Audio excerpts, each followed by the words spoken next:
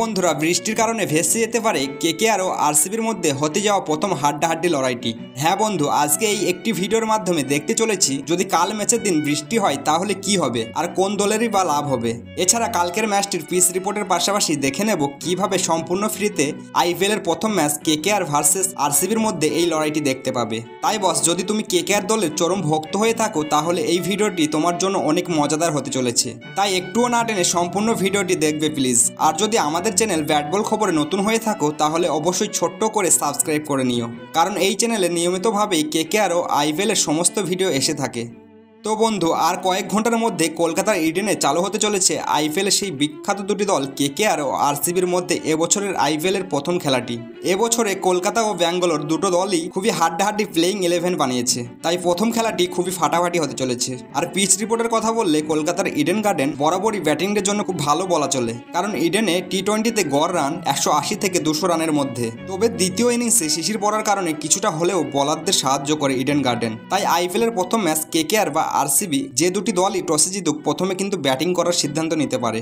কিন্তু এই মুহূর্তে আইপিএলের ভক্তদের জন্য অনেক বড় চিন্তার বিষয় এই যে পশ্চিমবঙ্গের বিভিন্ন এলাকায় অলরেডি বৃষ্টি চালু হয়ে গেছে।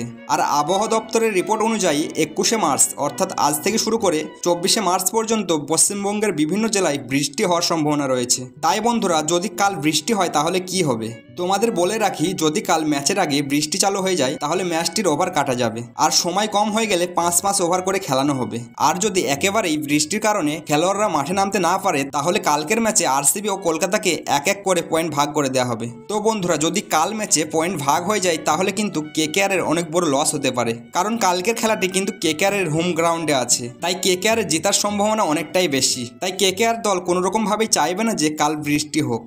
আর বন্ধুরা, যদি কালকের ম্যাচটি চালু হয় তাহলে তুমি কিভাবে সম্পূর্ণ ফ্রিতে ম্যাচটি দেখতে পাবে।